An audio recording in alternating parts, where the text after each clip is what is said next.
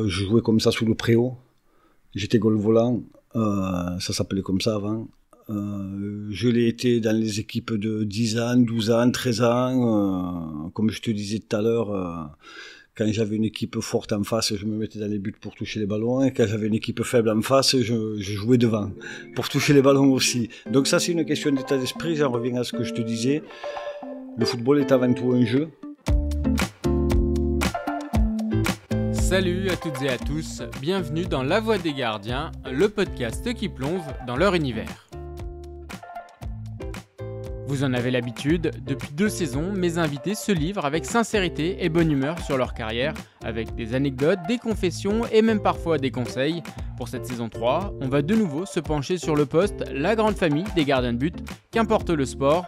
Un poste à part, diront certains, pour les fous, diront d'autres, mais avant tout indispensable dans une équipe. Et c'est justement pour ça que j'ai voulu interroger les spécialistes du poste. Et si vous découvrez cette série d'entretiens grâce à cet épisode, 2 saisons vous attendent. Pour les réécouter, on se retrouve sur les plateformes d'écoute et sur les réseaux sociaux. Bonne écoute! Et pour clôturer cette saison 3 de La Voix des Gardiens, j'ai l'honneur et le plaisir de recevoir le seul gardien français à avoir gagné les 3 plus grands trophées possibles, Coupe du Monde, Euro, Ligue des Champions. Mais au-delà des trophées, il a surtout marqué sa génération et beaucoup de jeunes gardiens par ses parades, son attitude, son caractère, son anticipation et son jeu au pied. Bonjour Fabien Barthez. Oui, bonjour Alexandre. Ton style à Toulouse, Marseille, Monaco, Manchester, Nantes et en équipe de France a construit la carrière qui a fait de toi le meilleur gardien du monde à une époque. C'est tout ton parcours qu'on va retracer, individuellement et collectivement, et puis on parlera des gardiens d'aujourd'hui et de l'évolution du poste et de la formation, parce que je sais que ça te tient à cœur. On terminera par cette partie, mais première question, je la pose à tous les invités, c'est quoi un bon gardien aujourd'hui en 2025 ? Je pense qu'un bon gardien en 2025, comme en 1958 ou 1960, quand tu veux, c'est avant tout, et là je reprends aussi les termes d'un gars qui a tout gagné, Iker Casillas, c'est avant tout, c'est donner confiance à son équipe. C'est avant tout ça, un grand gardien. Après, il y a différentes philosophies de jeu, différentes techniques, c'est multiple, mais c'est avant tout donner confiance à son équipe. Au-delà des arrêts qu'on peut faire, au-delà de toutes ces choses-là, c'est de rassurer sa défense.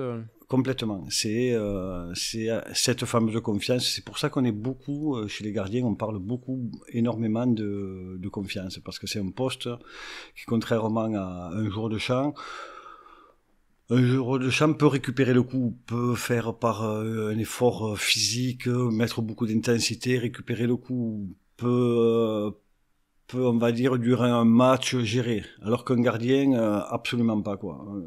Un gardien ne peut pas tricher. Et ton regard sur les gardiens actuels, quand tu vois les gardiens de 2025, est-ce que tu trouves que l'évolution du poste ces dernières années, elle est positive ? Absolument pas. Non, je trouve que l'évolution du poste n'est pas du tout positive parce que ce sont tous les mêmes quelque part. Je pense que 90% des gardiens se ressemblent, ils jouent tous de la même façon.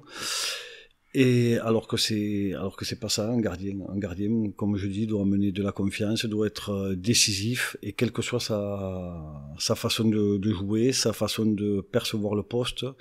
Et voilà, il y a plusieurs façons pour ça.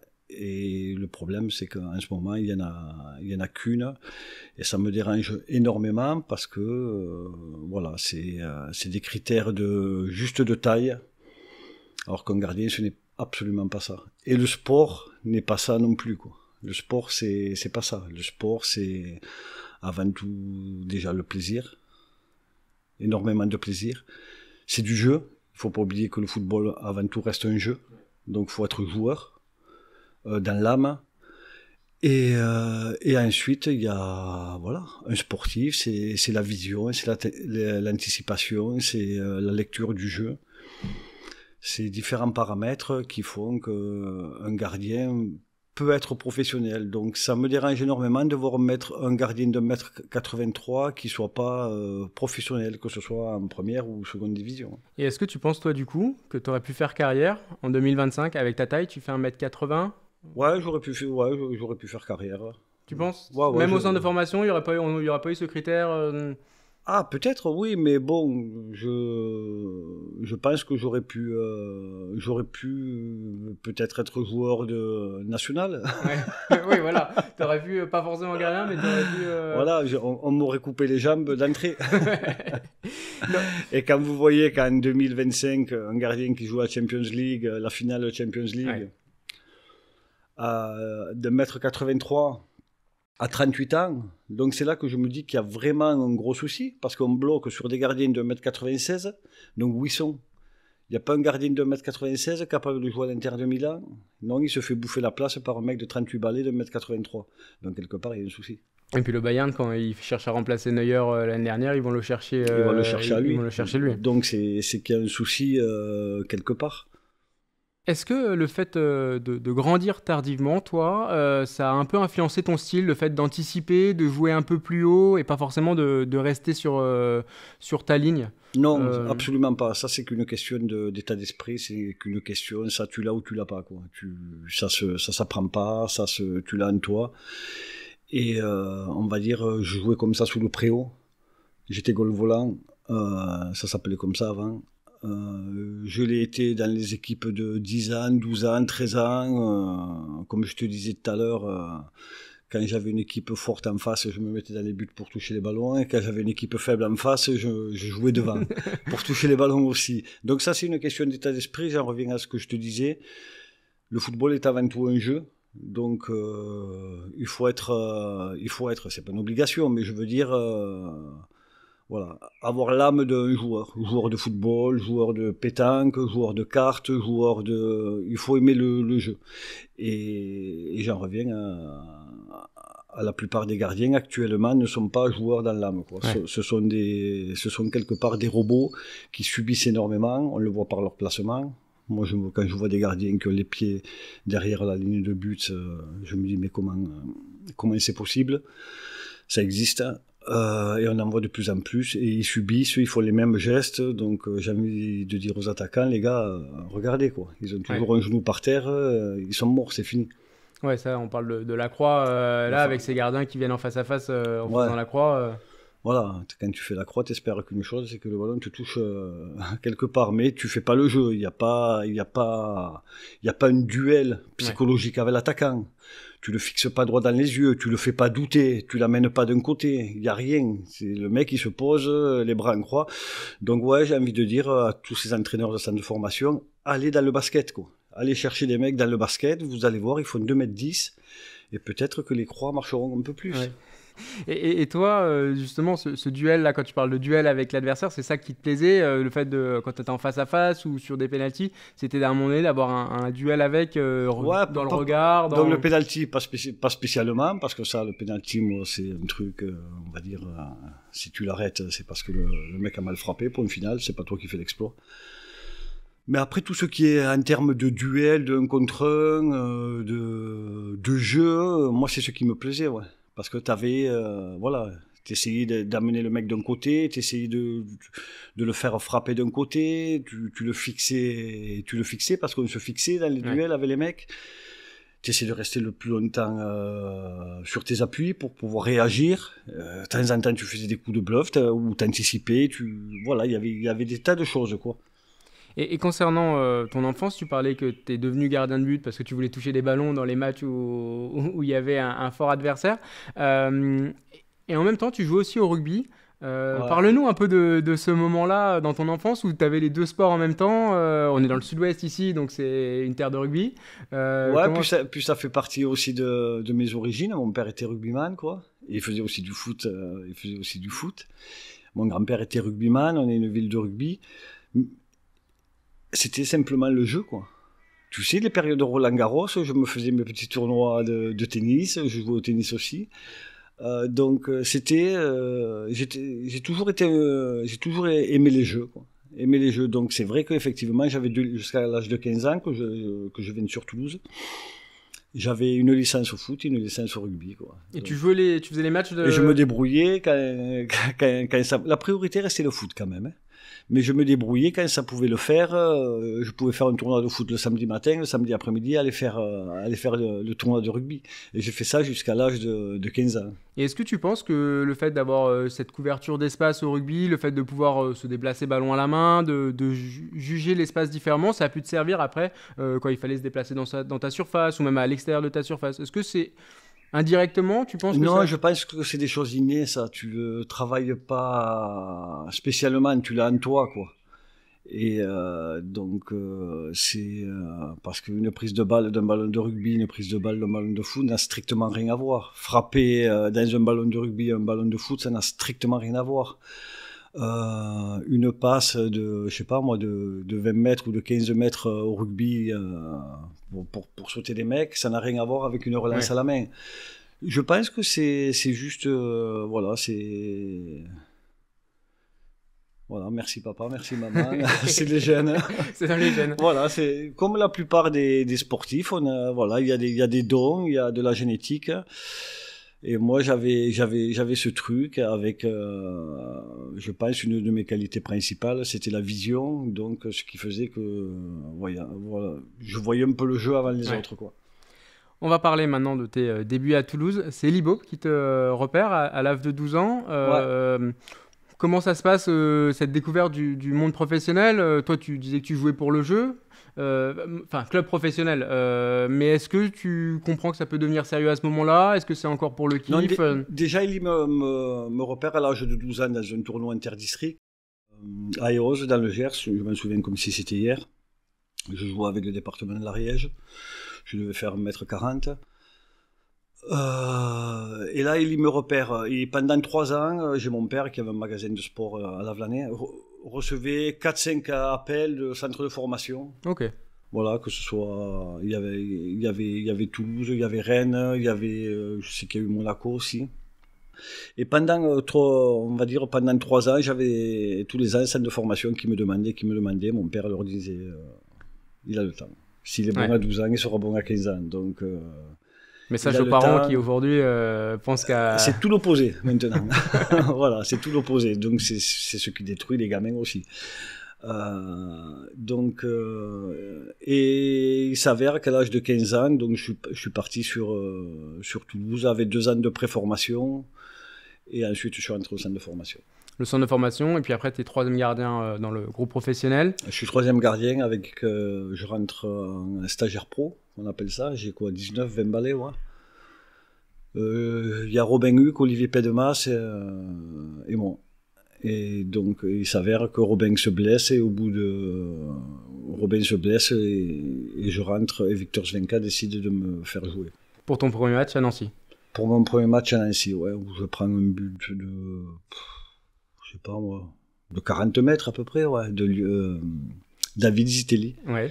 Il avait une patte gauche terrible et moi j'avais les mains complètement tétanisées. J'ai passé les 10 premières minutes de ce match comme dans un cauchemar. Tu sais, tu fais des cauchemars des fois où tu as les mains attachées, où tu n'arrives pas à courir quand on te poursuit.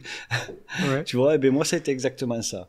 Ah ouais. Et il s'avère que ce but m'a libéré. Ok. Ce but m'a libéré. Je me suis dit, bon allez, tu y es, quoi.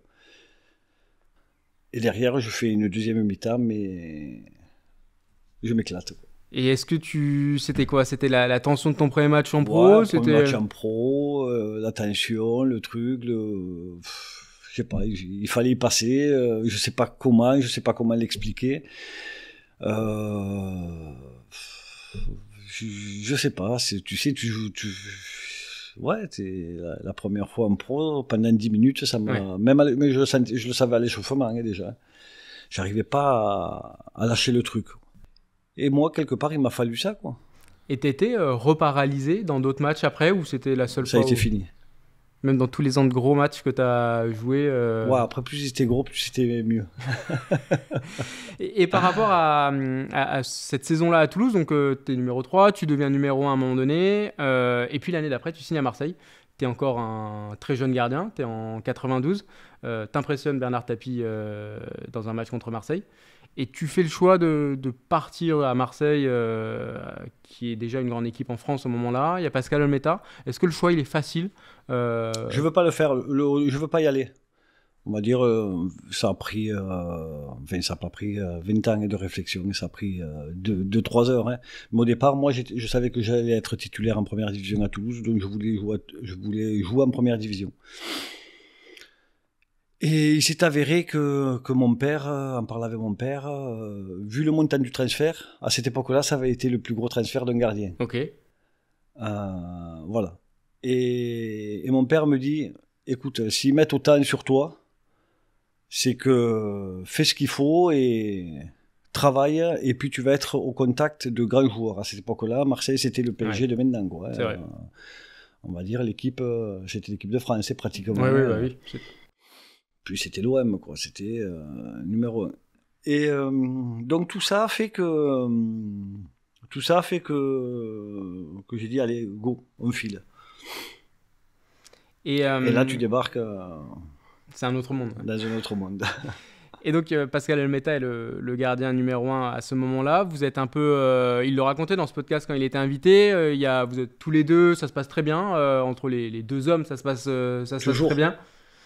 Et puis, il y a un moment un peu bascule, et pour l'un et pour l'autre, c'est ce match à Glasgow. Ouais. Où toi, le président tapis pense que tu rates ton match alors que toi tu penses l'inverse. C'est ça. Raconte-nous un peu ce match, cette bascule dans cette saison-là qui mènera au titre de champion d'Europe après.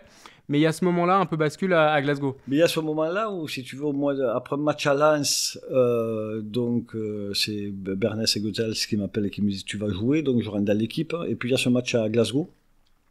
Avec la pluie, c'était vraiment à l'ancienne, comme on dit. Un match à l'Écosse. T'avais attelé, ça rentrait dedans, et donc moi, ça avait été un match de duel aérien, en fait.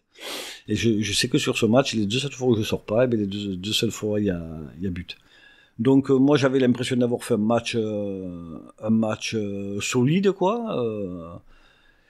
Mais d'après les autres, ça n'allait pas. Donc, et là, le vendredi soir, ils me disent, la veille du match, on recevait Caen le lendemain. Ils me disaient, bon, t'es fatigué, t'as mal derrière la cuisse, c'est Pascal qui reprend sa place, tu vois. Moi, comme un jeune con, mais non, j'ai pas mal. Bon, mais t'as pas compris. Bon, ok, c'est bon. En fait, c'était une fausse blessure. Ok. Et il s'avère que malheureusement pour lui, Pascal, le soir même, donc Pascal récupérait sa place, et Pascal, le soir même, se pète le péroné, quoi. Se fait une fracture du péroné. Et donc tu reprends ta place. Je reprends ma place, quoi. Dans cette saison-là, qui se finira par la finale de Coupe d'Europe, Jérôme Alonso dit que lui, ce qu'il a marqué, c'est que quand il te voit en 93 en finale de Coupe d'Europe, lui, il a ce souvenir que 2 ans avant, vous jouez l'un contre l'autre en DH avec les réserves, lui à Nice et toi à Toulouse. Est-ce que toi, tu as le sentiment, quand tu joues cette finale de Coupe d'Europe, que ça va très vite, que 2 ans avant, tu étais en DH Non, pas du tout. Pas du tout, parce que je pense que tu n'as pas le temps, parce que je pense que tu as 20 balais. Et tu es dans ton truc, et ça va tellement vite que tu joues. Moi, j'étais plus dans... me retrouver en finale d'une Champions League, effectivement. 2 ans avant, j'étais au centre de formation avec les potes, on les a regardés à Paris, et là je me retrouve avec eux. Je regarde Baresi dans le tunnel, comment il est, est-ce qu'il est grand, est-ce qu'il est petit, est-ce qu'il est comme si... Voilà, je regarde Van Basten, je suis plus en train d'observer, on va dire, des idoles. Et en même temps, je suis dans son truc où c'est pas de la... Comment dirais-je, c'est pas d'être fanfaron ou quoi que ce soit, hein, mais quelque part, c'est un peu... Je vais vous montrer, quoi. Et puis c'est un stade magnifique, t'as les belles tenues toutes neuves, voilà, c'est un rêve de gosse, quoi. Mais en même temps, je suis dans le jeu avant tout. C'est l'amusement quelque part, quoi. C'est le jeu. Et est-ce qu'à un moment donné, sur ce match-là, tu te dis qu'il va être long? Quand on voit le début du match et le nombre d'occasions qu'il y a de la part du Milan. Ouais. Non, je me dis pas ça. Au contraire, je m'éclatais, quoi. Ouais. Je me disais pas, il va être long, il va être... non, j'étais pas là-dedans, quoi. J'étais vraiment dans mon...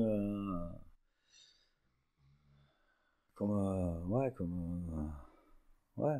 J'étais dans mon élément, quoi. T'étais encore un enfant qui, dans ta tête, qui jouait une finale. Dans son bocal, là, tu vois. J'étais bien, là. J'étais dans mon monde. Ouais. En fait, j'étais moi, quoi. Parce que si tu veux, pour moi, un stade, des vestiaires, c'est là où je me sens moi, quoi. Où je me sens libre. Et à aucun moment, dans les quelques jours où vous étiez ensemble en préparation, en mise au vert, à aucun moment t'as ressenti une pression, t'as 22 ans à ce moment-là, de jouer une finale des champions dans les jours avant C'était chouette, tu pars avec l'équipe, tu pars avec les pros, tu te fais une semaine de prépa, là on était au fin fond de je sais pas d'où, là. T'es avec les pros, t'as les soins tous les jours, c'est pro, quoi, ouais. Tu vois, c'est l'éclate. Tu vois, t'as les repas bien faits, t'as les soins tous les jours, les entraînements tout bien calés. C'est merde, c'est que du bonheur, quoi. Et même la nuit avant? Et même la nuit avant, tu dors pas la nuit avant, mais je l'ai fait ça pendant 30 ans. Tu connais un sportif, toi, qui dort la nuit d'un événement? Et non, il dort pas. Parce que je pense qu'on est déjà dans une forme de concentration. Parce qu'on se fait des images. Mais d'où vient cette tranquillité que tu avais avant les matchs? J'ai pas de tranquillité. J'ai jamais eu de tranquillité. Ou apparente? Non, c'est pas ça. C'est que je me sentais moi. Ouais. On va dire, c'est moi, un vestiaire et un terrain, je me sentais chez moi. Et la pression, je l'avais. Ouais. Voilà. Et ce qu'il y a, il faut savoir. Et ce qu'il y a, le fait d'être sur le stade. On va dire, j'ai plus la pression quand je regarde un match de foot que quand je suis sur le terrain. Et la plupart des sportifs te le diront, c'est plus facile sur le terrain. Tu le sais toi aussi, hein, tu l'as été. Et après, le fait de me retrouver dans le vestiaire, de te préparer, de savoir que tu avais tout ce qu'il fallait et tout, pour moi c'était l'éclate. C'est pour ça peut-être que j'avais ce truc de... C'était pas être je m'en foutiste. Parce que... Je détestais perdre, ouais. Et encore aujourd'hui, et même à l'entraînement, à chaque entraînement, c'était des engueulades. Non, c'était pas dans le sens où au mieux je la gagne, au mieux je la perds, non, c'était je vais m'éclater, quoi, et je vais gagner, s'il y a un duel qu'il faut péter dans les jambes, je vais tout faire voler, ouais. Quoi. Ton arrêt le plus marquant sur cette finale, parce que j'ai revu le résumé pour préparer cet entretien, il y en a plusieurs, c'est lequel pour toi, celui qui te marque le plus? Ah ben moi c'est quand je reste debout sur la frappe en pivot là de Van Basten. Il y a celle-là, il y a celle de Massaro aussi où le ballon me frappe la main. Tu sais ces arrêts là des fois où tu sens que le ballon te frappe la main, mais c'est pas comme si tu avais mis le ballon sur la main tellement ça allait vite. Ouais. Ça te l'a déjà fait? Tu sors la main puis le ballon il tape et il touche. Ouais. Et la main elle a pas bougé. Mais après, je pense qu'il y a une action qui est assez sympa parce que si on ne sait pas, tu vois, le truc c'est qu'on ne sait pas ce que ça va donner. Mais pour moi, chez un gardien, je vais en parler maintenant à 53 ans, hein, c'est bon, il y a prescription, on a passé l'âge. C'est sur une sortie que je fais en deuxième mi-temps, sur une sortie au point, je crois que c'est sur la tête, c'est sur Van Basten, je lui prends le ballon sur la tête. Il est au niveau entre les 6 mètres, je crois, à peu près vers les 6 mètres. C'est un peu flou, hein. Mais quand même, cette sortie, si je ne sors pas, je ne sais pas ce que ça aurait donné derrière. Et ça, pour moi, la différence, elle est là. Quelque part, c'est un gardien, quoi. Parce qu'après les arrêts, on sait un peu tous les faire. Hein. On sait tous les faire, les arrêts. Alors justement, si globalement, les gardiens, on sait tous les faire à haut niveau, ils ont tous la technique de le faire, qu'est-ce qui fait que un gardien va le faire et pas un autre? Toi qui en as fait, justement. L'événement, ne pas subir, garder toujours sa ligne de conduite, on va dire, sa façon de jouer. Voilà, sur cette frappe de Van Basten, j'aurais pu partir à droite ou à gauche, mais j'ai décidé de rester debout le plus longtemps possible. C'est ce qui m'a permis de sortir la jambe, quoi. Et vu sa position, voilà, et de temps en temps, tu peux... Mais ça va tellement vite, ça se joue à tellement... Oui. Tu vois, à tellement rien, quoi, que... Mais c'est de ne pas subir, quoi. Et après, c'est l'événement qui font que c'est l'arrêt, quoi. Voilà. Parce que des trucs à la Van Basten, j'en ai fait à l'entraînement. Tu sais combien j'en ai fait pendant 20 ans, hein? Mais là, c'était de le faire à l'instant. Ce qu'il faut le faire là. C'est comme... voilà, c'est comme un mec qui va te mettre... voilà, c'est un Thuram qui frappe au but. Il a jamais frappé de sa vie au but, le mec. Et il s'avère que ce jour-là, il frappe au but. Il va t'aller savoir ce qu'il y a pris. Et il frappe 2 fois, il marque 2 fois. Il frappe 2 fois, le mec, en plus. Il marque... Non, mais tu vois, c'est des trucs... En même temps, c'est la beauté du sport. Hein. Est-ce que tu réalises tout de suite que tu es champion d'Europe au coup de Non, sifflet pas final? du tout. Absolument pas. Mais alors, absolument pas. Moi, je suis dans mon truc de gamin. À faire les cons avec les copains. Il me tardait de rentrer, retrouver mes proches dans l'Ariège, tu vois, chez moi, la Vlanée, de partager ça avec eux. Et j'en étais là, quoi. J'étais pas dans le truc, ouais, j'ai gagné la fameuse, quoi. Et après, il y a ce retour à Marseille et ce retour à l'aéroport, de l'aéroport du stade. Est-ce que là, tu réalises un peu plus? Ouais, mais t'es trop inconscient, t'es insouciant. Enfin, t'es trop jeune pour ça, pour réaliser, de voir tout ce monde, de voir... Le trajet Marignane, Stade Vélodrome, ça va être un truc incroyable, mais ce qu'il y a, t'es trop jeune, quoi. Pour l'apprécier, et quelque part, je pense que c'est bien aussi, quoi.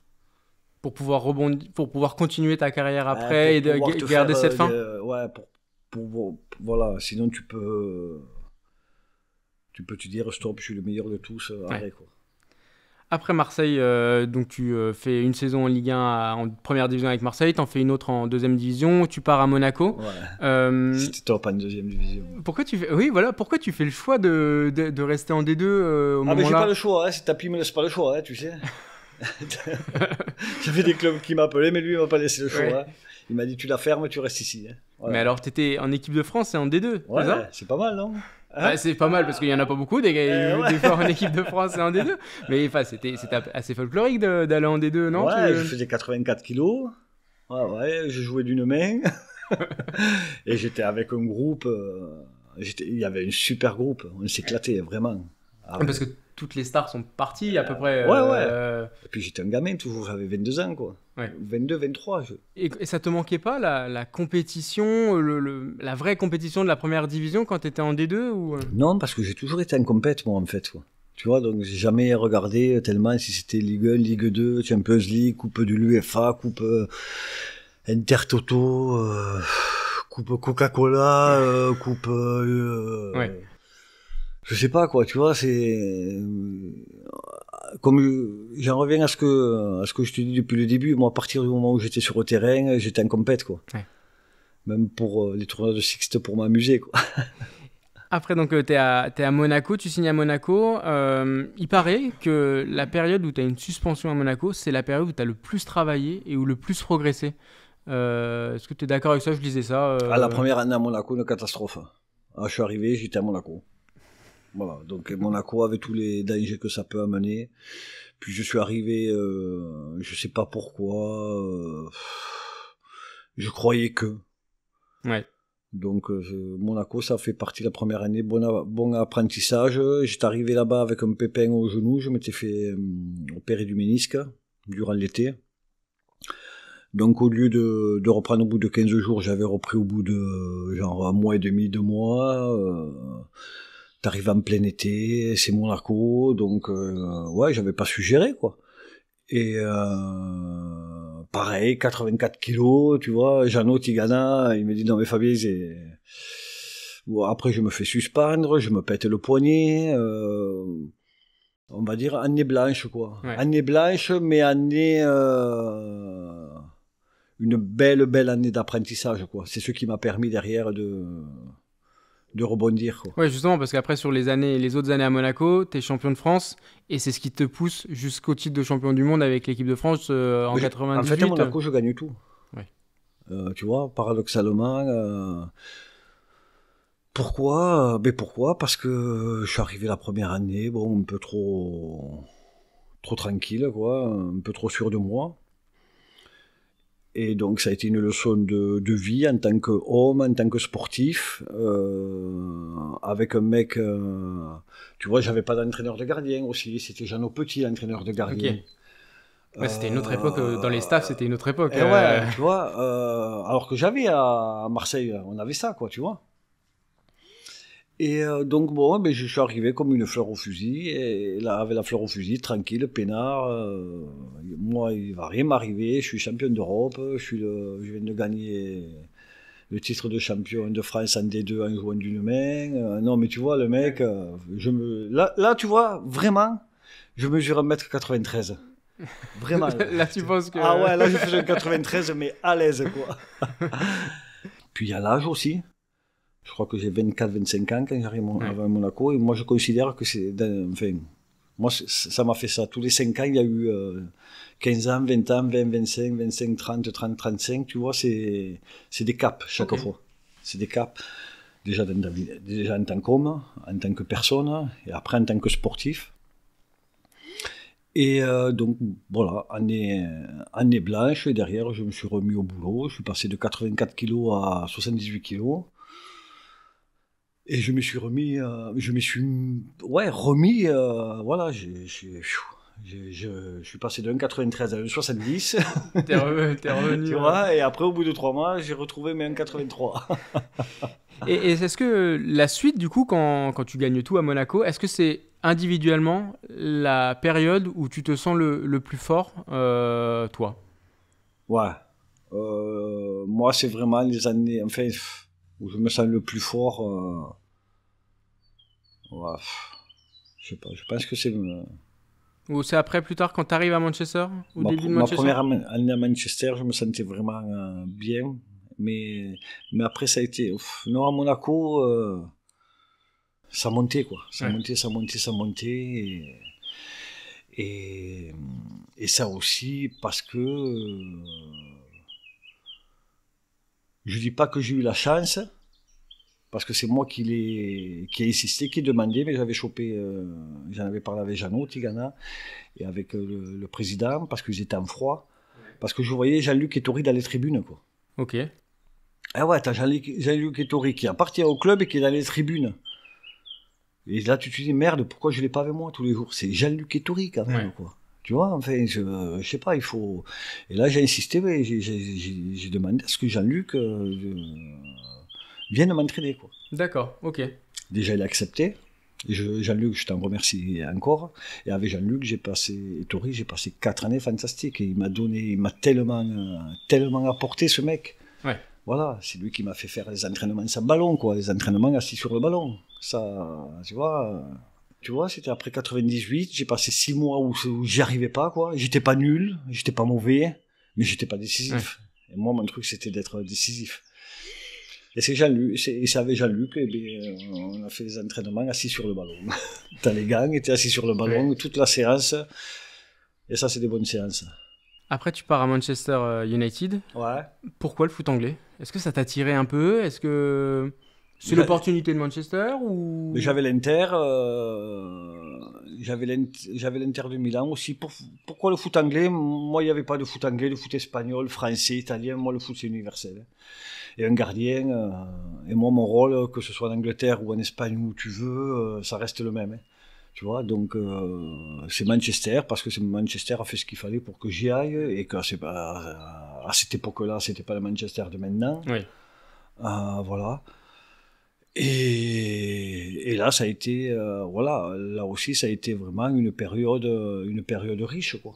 Ça dominait beaucoup. Moi, je me sentais, j'avais fait une super, je sortais de l'Euro 2000, c'était tout neuf, tout était neuf. Donc, ça avait été une super première saison, mais ouais, j'ai presque envie de te dire un peu trop facile, quoi. Tu vois, quelque part. Mais en fait, non. Parce que c'est dur, mais sur le moment, j'étais bien après l'Euro 2000, quoi, tu vois. Puis c'est pareil, tu vois, 30 ans, quoi. Ouais. Et après, pareil, j'avais ma vie, t'as ta vie d'homme à côté, t'as pas que, tu vois, qui influence sur tes performances, voilà, qui influence dans ton métier, quoi, comme dans n'importe quel métier, hein. Et ouais, la première année ça a été, après ça a été beaucoup moins bien, et puis il y a eu du changement, quoi. Le changement, c'est-à-dire l'arrivée d'un autre gardien ou Ben, la deuxième année ça a été moyen, pareil. Après j'avais ma vie aussi à côté, quoi. J'avais des choses dans ma vie perso qui ont influencé sur mes performances, et voilà. Et Ferguson m'a chopé, m'a dit tu joueras plus à Manchester, quoi. Si t'as un club, n'hésite pas. Et c'est avéré que c'est la période où tu avais les Américains qui commençaient à débarquer à Manchester, quoi. C'est là qu'ils font venir Tim Howard. Tim Howard, super mec. Ouais. À Manchester, j'ai eu que des super mecs. Là. Est-ce que ça se passait bien avec lui là, quand tu dis bah super mec, c'est... Ouais, ça se passait bien, un bon mec, quoi. Ouais, il n'y a jamais eu de... Non, jamais d'accrochage, rien. Ok, ouais, non, parce que vu de France, c'était celui qui prenait la place au gardien de l'équipe de France. Au moment-là, c'était... À cette époque-là, c'est ce qu'on voyait de France. Mais là, c'était vraiment... Moi, Ferguson m'avait dit, tu joueras plus pour Manchester, quoi. Après ma deuxième saison. Ok. Donc, j'avais commencé la saison. Et j'avais commencé il m'avait dit, tu joueras plus. Si t'es un club, tu pars, quoi. Et j'étais parti à Marseille à l'hiver, en novembre, quoi. J'avais débarqué en novembre à Marseille. Ouais, et puis tu pouvais pas jouer tout de suite, et donc tu as commencé à jouer début janvier J'avais fait que 1 ou 2 matchs à l'équipe de France, que Jacques Santini avait. Mais moi, je voulais arrêter le foot, là. Ah ouais? Ouais. Moi, avant j'avais chopé Jacques, j'avais chopé. J'étais allé voir Jacques Santini et Bruno Martini quand ils m'avaient appelé parce que je jouais en équipe de France. Je jouais pas en club, mais je jouais en équipe de France. Il y avait eu 2 matchs au mois d'août ou un truc comme ça, ou à la reprise. Ouais, au début de la saison 2003. Ouais. Et là, j'y avais été, et pour moi, j'allais pour faire mes 2 matchs, et puis pour dire à Jacques Santini, compte pas sur moi pour l'Euro, moi je vais arrêter le foot. Là. Ok. Voilà.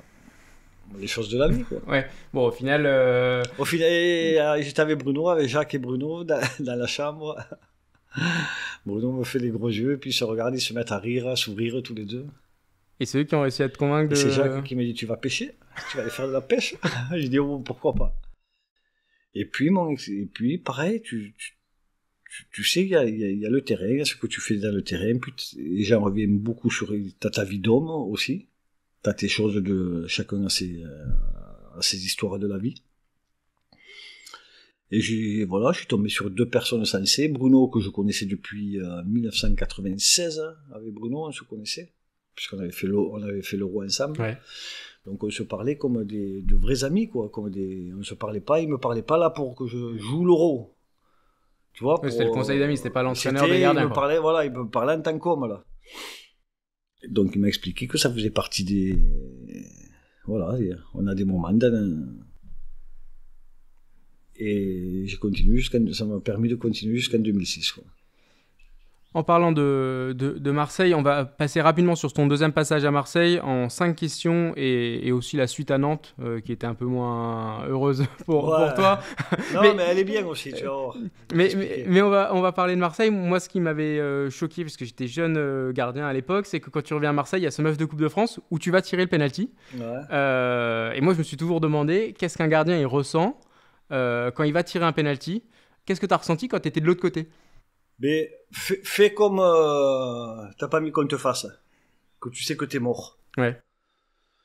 Et pour moi, le plat du pied petit filet, c'est... Tu peux faire ce que tu veux, mais le plat du pied petit filet... Alors c'était Richard dans les buts du Truel. Ouais, avec Strasbourg. Ouais. Qui s'était un peu décalé, qui avait fait comme avait fait Landreau avec Ronaldinho, là. Ok, sauf que c'était Ronaldinho. Oui, c'était ouais. Donc Ronaldinho a voulu être encore plus malin, que faire plus lobo que Landreau, donc il avait tiré du côté de Landreau. Alors qu'il suffit de tirer du côté qui était vert. Quelque part, Richard m'avait encore plus détendu. Ouais. Marseille, l'année là, vous allez en Coupe d'Europe. Est-ce que c'est résumer un peu les choses de dire que et devant Didier Drogba et Fabien Barthez derrière, vous portez cet OM là en Coupe d'Europe? J'aime pas dire ça, mais c'est vrai que ouais. Et puis non. Mais tu sais, une équipe, c'est le gardien, on dit toujours la colonne vertébrale, puis un grand gardien et un grand buteur. Hein. Mais il y avait un groupe super sympa, quoi. Tu vois, t'avais Didier qui débarquait. Jusqu'à cette finale où tu sors expulsé. Ouais. Tu le touches ou pas? Ouais, je pense que je dois le toucher, ouais. Mais c'est pareil, tu vois, c'est des trucs chez les gardiens qui m'agacent parce que tu le touches, mais c'est pas des fautes volontaires, tu vois, c'est là où il faut un peu revoir aussi les trucs pour les gardiens, parce que sinon à ce compte-là, tu bouges plus, quoi. Bah c'est ça, ouais. Tu vois, donc c'est ce qui m'avait légèrement agacé, parce que c'est pas la faute pour empêcher le mec de marquer, dans le sens où tu sais, le mec qui te passe, et là, tu cours après, tu fais une cuillère ou une grosse patte, quoi. Bah là, vous êtes tous les deux en même temps sur le ballon, quasiment. Ça se joue à, je sais pas moi, 2 millièmes ou 2 centièmes, ce que tu veux, ou à 10 centimètres, et il s'avère qu'il pousse le ballon du bout du pied, et j'arrive, pam, ça. Tu vois, donc c'est double sanction chez les gardiens, ouais, c'est légèrement chiant, quoi. Vraiment, c'est, tu vois, c'est double sanction, c'est compliqué, quoi, pour les gardiens, parce que ça t'empêche de jouer, quoi, quelque part. Est-ce que dans les règles, justement, tu trouves que le tout pour l'attaque, le tout pour les attaquants, il va trop loin? On parlera tout à l'heure des pénaltys, mais le fait que maintenant les gardiens, c'est beaucoup plus strict sur le penalty, qu'on regarde à la VAR s'ils sont vraiment sur la ligne et tout. Est-ce que tu penses que dans les règles du foot, le gardien est désavantagé? Complètement. Sur les pénaltys, hein. Oui, voilà. Sur les pénaux, il est vraiment désavantagé. Après, sur le reste, bon, non, il n'y a rien de... Non, il y a rien de... Non, mais il est même sur certains trucs, il est même avantagé parce qu'à peine tu l'effleures, maintenant le gardien c'est faute. Donc tu vois, c'est ça aussi, il faudrait faire intervenir la VAR parce que je râle parce que les gardiens s'imposent pas assez en l'air surtout ces derniers temps. Mais sur les pénaux, par contre, le gardien est vachement désavantagé, pardon. Ouais. Après, il y a un truc à revoir, quoi. Ouais, le fait que la VAR maintenant regarde s'il sort de sa ligne, le fait qu'il puisse pas avancer, qu'il puisse pas gagner du temps, que le tireur et surtout peut que s'arrêter. Le tireur s'arrête, se fait les lacets, repart, retire, regarde en l'air. Non, mais c'est vraiment n'importe quoi. Vraiment. À la fin de ton passage à Marseille, il y a cette Coupe du Monde dont on va reparler en 2006. Et puis après, tu annonces t'annonces pas ta retraite au moment-là, et puis tu re-signes à Nantes rapidement en 2006-2007. Moi, je savais qu'en 2006, j'arrêtais le foot. En 2006, moi, tout le monde parlait de Zidane, mais moi, je savais que c'était fini le foot pour moi. Dans ta tête, tu l'avais pas annoncé avant la Coupe du Monde, mais... Ouais, je voulais pas l'annoncer parce que je suis comme ça, que... Mais pour moi, je savais que je faisais mon dernier tournoi et qu'après, le foot était fini, quoi. J'avais tout prévu, je savais qu'après, dès que la Coupe du Monde se finissait, je rentrais sur Toulouse. Ça, pour moi, le package était fait. Et donc pourquoi cette pige à Nantes alors que... Et au bout de 5 mois, je me suis fait prendre la tête par un mec, là, et... Allez, viens à Nantes. Et donc, si tu veux, quand t'arrêtes, tu sais, t'es content d'arrêter, mais en même temps, t'as zéro stabilité, quoi, parce que du jour au lendemain, tu passes d'un rythme de vie à rien. Et voilà, il s'avère qu'au bout de 5 mois, on m'a pris la tête avec Nantes. Donc, il y en a qui me conseillaient de pas y aller parce que c'était vraiment... un danger, quoi, un panier de crabes. Il y en a d'autres qui voilà, que c'était la réputation de Nantes. C'était comme ça. Il y en a d'autres, il n'y en a pas eu beaucoup, sur qui je me suis appuyé. Et il y en a, voilà, et d'autres personnes, une autre personne qui me disait, tant que tu peux courir, sauter, plonger, t'amuser, profite, quoi. Parce qu'après, quand tu pourras plus, et enfin, je suis tombé dans un panier de crabes, donc bon, ça fait, mais en même temps, ça permet de nettoyer, quoi, l'environnement que t'as autour de toi, tu vois, ça m'a permis de faire un petit nettoyage. Mais est-ce que tu pouvais te douter que ton statut, il allait s'effilocher si vite? Enfin, t'étais Fabien Barthez, quand même, t'arrivais à Nantes et t'étais considéré par certains supporters comme si t'étais le gardien qui est arrivé, le gardien du coin. Est-ce que ça t'a étonné? Est-ce que ça t'a surpris? Ah, mais j'ai jamais fait attention, moi, à tous ces trucs-là. Tu vois, ça c'est des trucs... Une fois j'écoutais Roland Courbis, tu vois, qui disait, putain, c'est dommage, Barthez, il s'est arrêté en queue de boudin, mais je pense pas, moi, m'arrêter, je prévois pas de m'arrêter à un star, pas un star, en queue de boudin, pas en queue de boudin. Je suis pas du tout là-dedans, je pense pas du tout à ça, quoi. Je pense pas au regard des uns, au regard des autres, je pense... moi, juste à me faire plaisir, quoi. Puis j'ai vu à Nantes que je me faisais plus plaisir. J'ai pris mes bagages, je suis parti comme un grand, sans me demander, voilà. Et après, Pourquoi? Parce que je suis quelqu'un qui aime avoir ma liberté, quoi. Et ça t'a pas remanqué après le terrain? Ah non, là, absolument c'était, pas. Ah ouais, là, c'était fini, surtout que j'ai eu ma petite dose, quand même. À Nantes, tu vois, d'hypocrisie, de tiroir, où chaque fois que tu ouvrais un tiroir, t'avais un petit rat crevé qui était là.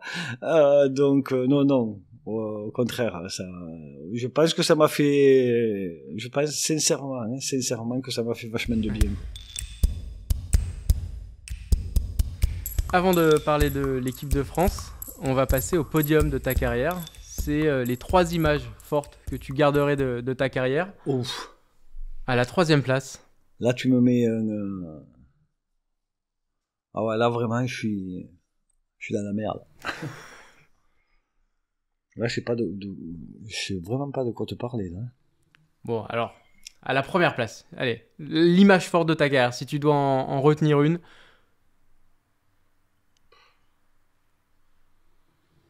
J'ai pas tellement de podium, tu vois, c'est sûr. Moi, le foot, c'est ma vie, quoi. Tu vois, donc je peux pas mettre d'image. Je vais pas te dire, ça serait trop facile de te dire finale Coupe du Monde 98. C'est des moments, des émotions, des ressentis. Tu vois, des histoires d'hommes, des trucs que tu ressens, tu vois, que tu ressens au fond du bide. Tu sais, quand je te disais tout à l'heure que je parlais souvent avec Joël Batz, tu vois, quand je parle tous les deux, ou quand je parle avec Hugo, tu vois, c'est des trucs qu'on sent nous de l'intérieur. Donc, si tu veux, moi, j'ai pas tellement de podium, quoi. Te dire, Coupe du Monde, Euro et Champions League, ça serait beaucoup trop facile et ça n'apporte rien, quoi. Et j'ai envie de profiter de cette question, justement, pour te dire qu'une carrière, c'est un cheminement, quoi. Que t'es jeune, on va dire, tu vis dans un monde d'adultes, ouais. Et t'es un gamin, quoi. Parce qu'à 30 ans, t'es un gamin, que tu le veuilles ou non, vu que j'en ai 53, on l'entend, lui. Ouais. Ouais. Je pense qu'on l'entend. Alors, pour ceux qui regardent la vidéo, il y a le chien de Fabien qui s'est endormi juste derrière nous. Donc, si vous l'entendez sur les dernières minutes... un petit chien. Masco, allez, file. Voilà. Donc voilà pour les coulisses de cet entretien, c'est que le chien de Fabien Barthez s'est endormi juste derrière nous et vous l'avez peut-être entendu sur les dernières minutes, mais voilà, c'est la sieste, ça arrive à tout le monde. C'est la petite sieste de Saint-Bernard. Donc voilà, puis vu que c'est un petit chien en plus, et donc, ça s'est un peu entendu. Ouais. Donc si tu veux, voilà, j'ai pas tu vois, répondre à cette question, j'ai pas tellement de podium parce que c'est une vie tellement riche, ça va tellement vite, c'est comme je te dis, t'es un gamin, quoi, 20 ans, 22 ans, 25 ans, t'es dans un monde entouré d'adultes, et puis il y a ce truc de putain, tous les matins t'es avec des gants, t'es avec des shorts, t'es avec des ballons, tous les matins tu t'éclates, quoi. Ouais. C'est avec le recul, c'est ça. Quelque part, je me dis, j'en ai pas encore assez profité. Avec le recul, c'est ce que tu dis. On va parler maintenant de l'équipe de France. Ton premier match, le 26 mai. Alors, pas 93 là, du coup, mais 94. C'est 94 à Kobe. Oui, c'est ça. Mais alors, du coup, 26 mai 93, t'es champion d'Europe. 26 mai 94, tu fais ton premier match en équipe de France. Ah ouais, c'est 26 mai c'est le 26 mai, ouais. En préparant cette interview, j'ai vu ça. C'est une sacrée date pour toi, du coup, le 26 mai. Ouais, mais tu vois, j'avais pas capté, quoi.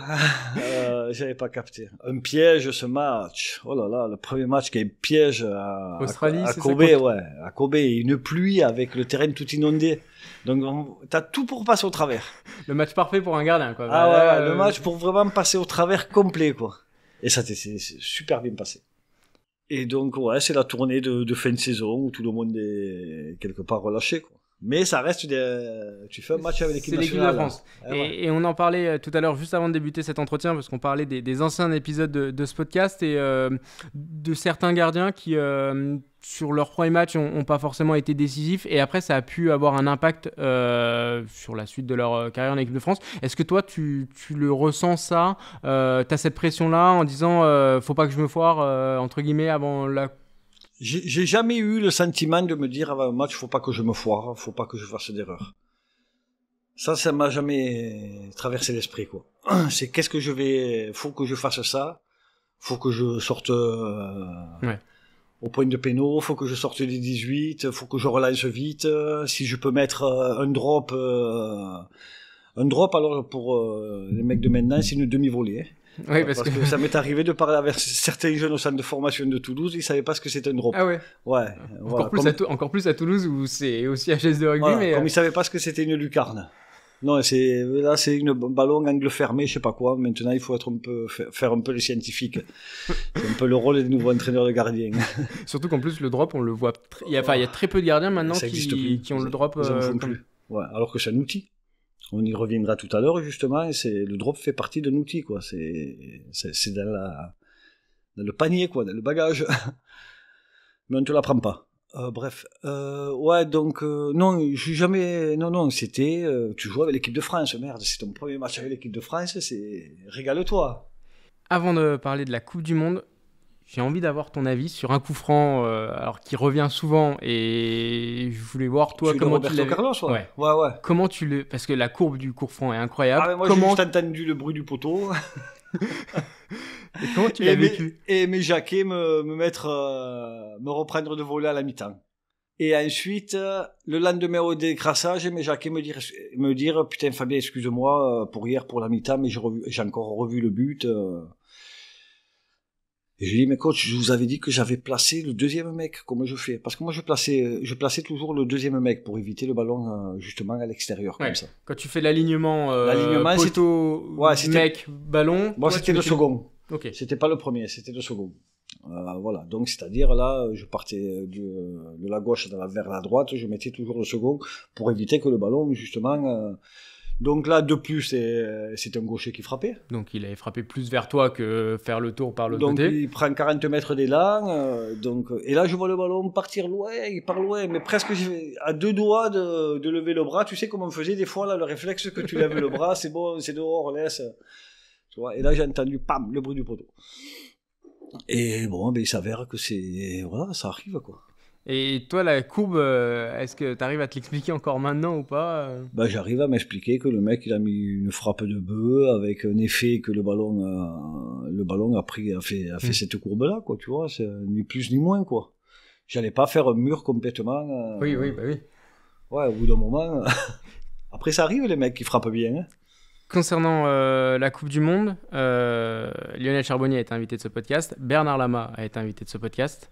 Ils ont chacun parlé du groupe de gardiens en 98. Comment toi tu l'as vécu, cet avant Coupe du Monde 98 Comme tout le monde, ouais, enfin, je l'ai vécu. Moi, j'étais dans ma bulle, tu vois. J'étais dans ma bulle et je pensais à mon travail, quoi, tu vois. Je pensais à profiter de chaque moment. Et sur le terrain, comment tu vis cette Coupe du Monde depuis tes buts? Individuellement, est-ce que tu sens la montée en puissance du groupe? Est-ce que tu sens de la solidité dès le début de la compétition derrière Laurent Blanc, Marcel Desailly? Comment c'est-à-dire que je suis dans ce groupe depuis 94. Donc je suis allé faire l'Euro 96 avec les béquilles, en sachant que je ne jouerai jamais, vu que il y avait un match contre la Finlande à Strasbourg, le dernier match de prépa avant l'Euro de partir en Angleterre. On fait des coups de pied arrêtés, t'as Franck qui me met, tu sais quand tu fais ces coups de pied arrêtés là, juste les corners, les coups francs, que personne saute, tu fais juste les placements. Bon, j'étais sorti et Franck me rentre dedans, je retombe mal. Franck Leboeuf, pardon, je retombe mal et je me fais un arrachement des ligaments. Donc, sincèrement, je passe, quand ça arrive, de la douleur, je tombe dans les pommes et tout, hein, vraiment, ouais. Et je pensais vraiment le soir rentrer chez moi et pas partir à l'Euro. Et mes jaquets me chopent et me disent, écoute, moi j'aimerais bien que tu restes avec le groupe, tu t'en profiteras pour bien te soigner. Donc j'ai passé l'Euro 96 avec Philippe Boixel. Hein. Ok. Il faut se le dire. Qui était le kiné. Ouais, j'ai pas mis une fois les crampons, j'ai pas mis une fois les gants de l'Euro, j'ai passé l'Euro avec les béquilles. Donc si tu veux, moi de mon point de vue, moi j'étais concentré, toute cette compétition, j'étais concentré sur mon jeu. Avant tout. Okay. Parce qu'un gardien, c'est ça. Un gardien, avant tout, il faut qu'il soit égoïste, comme je dis, qu'il pense à lui, qu'il se concentre sur son jeu à lui. Et, comme on dit, c'est se mettre après derrière au service du collectif. Donc quand je dis je passe à mon jeu faisait aussi que je regardais comment évoluaient les mecs devant moi. Mes latéraux, les 2 mecs Marcel et Lolo devant aussi, s'adapter à leur jeu. Voilà, donc Laurent manquait quelque part il était beaucoup sur l'anticipation, mais il manquait un peu de vitesse aussi. Donc c'était m'adapter à son jeu. Tutu qui faisait que gueuler parce qu'il voulait pas me filer le ballon, il voulait pas me faire de passe. Non mais tu vois, c'est toute une palette. Donc j'étais vraiment concentré sur moi. Toute la Coupe du Monde, j'étais concentré que sur moi. Et le match où tu te sens le plus décisif, si on prend peut-être les derniers, entre le France-Paraguay peut-être, mais peut-être plus l'Italie en quart, la Croatie en demi et la finale contre le Brésil, est-ce qu'il y a un match que tu retiens où tu te sens le plus décisif? C'est un peu tous les... Ouais. Bon, l'Italie, c'est... Non, il n'y a pas... Les pénaux, c'est que les mecs, pareil, ils tirent mal. Hein. Autant Lisa le tire super mal. Celui qui tire derrière, c'est... comment il s'appelle? Baggio, c'est sur la barre, mais il y en a un juste après, je crois. Parce que Baggio, Baggio, c'est sur la barre, mais est-ce qu'il y en a un... Albertini? Peut-être. Il la tire vraiment dans l'axe sur ma droite, que le ballon, je le chope, je suis vraiment là. Ouais. Quoi, tu vois, il n'y a rien de fantastique. C'est qu'il est mal tiré, donc l'Italie, non.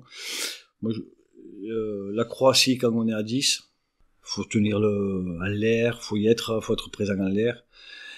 Et la finale, pareil, les premiers quarts d'heure là, les premières 20 minutes de la finale. Là. Mais donc ça a été décisif, ouais, ça a été décisif parce que cette fameuse sortie sur Ronaldo qui est hyper spectaculaire aurait pu être dramatique pour moi. Hein. Et pour l'équipe aussi, ouais. Hein, pour tout le monde. J'aurais pu tuer le match à moi tout seul. Hein, tu peux prendre rouge. Ah, mais sur ce coup-là, on en revient à ce qu'on disait, ça se joue à strictement rien. Hein. Voilà, donc contre Valence en Coupe d'Europe avec Marseille, je prends le rouge et penalty.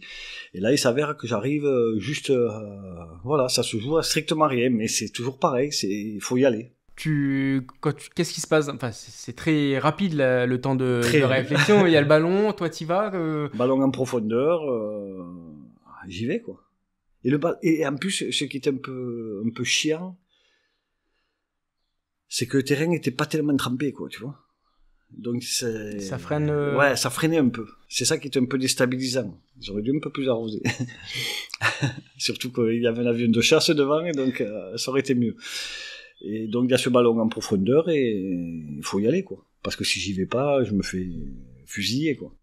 Et justement, là on parlait. Je pense que tu vois, c'est une action que si ça se passe maintenant, le gardien il fait la croix dans ses buts, quoi, tu vois. Voilà. Non mais tu vois. Ouais. Et quand tu dis que, je disais une interview, tu disais que l'arrêt, c'est un peu comme le tac pour le dernier défenseur, c'est le dernier recours. L'arrêt sur la ligne. Ouais. Là, ouais. En fait, c'est ça, c'est toi, tu t'anticipes et tu y vas avant d'être en face à face. Ouais, mais c'est pas un arrêt sur la ligne. Quelque part en même temps, tu vois, c'est pas l'arrêt sur la ligne, c'est facile, j'ai envie de te dire. Tu vois, parce que tu peux le prendre...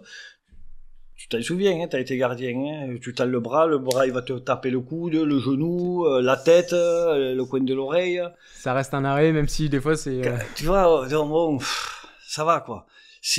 Non, là justement, oui, c'est ce que je te dis, c'est ce qu'il y a pour moi de plus dur à faire et qu'on devrait voir un peu plus. Neuer le faisait très bien, ça. Pour moi, Neuer, c'est le plus grand gardien de ces 60 dernières années, ou ces 100 dernières années, quoi, tu vois. Parce que lui, il avait vraiment tout.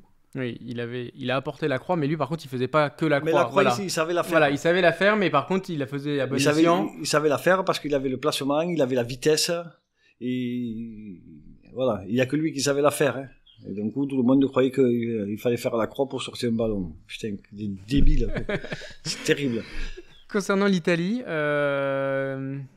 comment se passe cette avant-séance de tir au but? Mais la fameuse séance, c'est pareil, tu sais, ça aussi, c'est l'état d'esprit, l'état d'âme. Et d'ailleurs, il y a un documentaire, il faudra, je sais pas si tu l'as vu, je l'avais chopé, j'étais tombé dessus sur Arte, il était passé, qui s'appelle Le Penalty.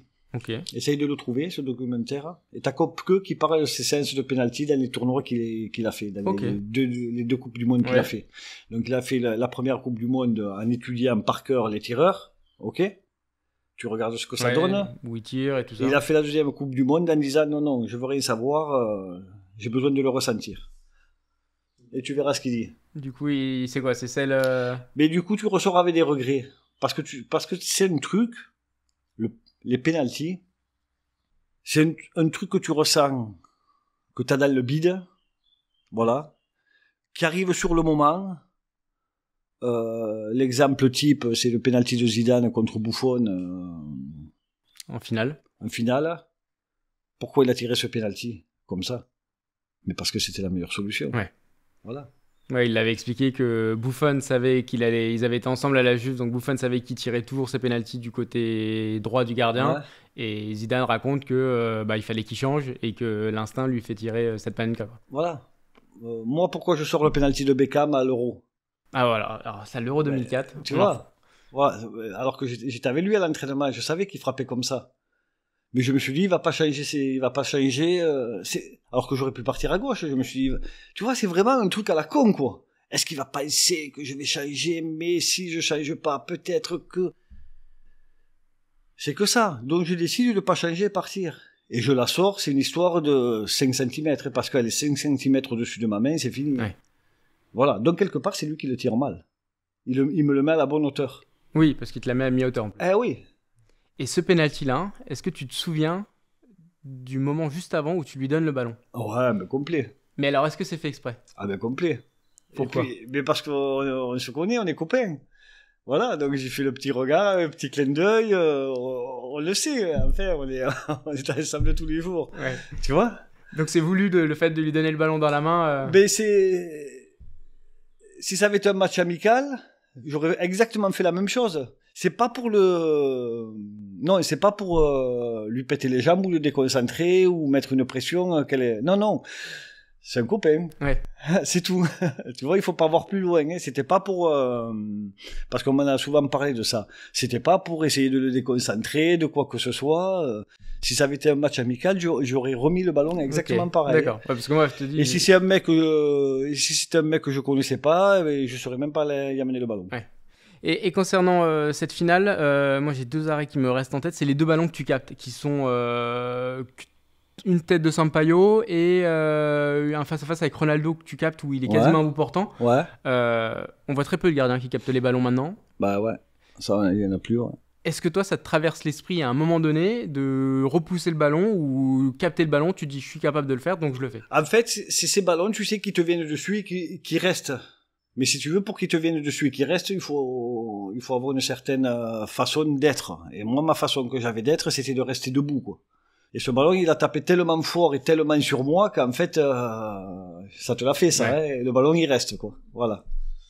Et de voir les gardiens qui maintenant, sûrement que les 2 ballons, il n'y en a aucun qui sont gardés. Ah, c'est désastreux. Le second de Ronaldo, ça, bon...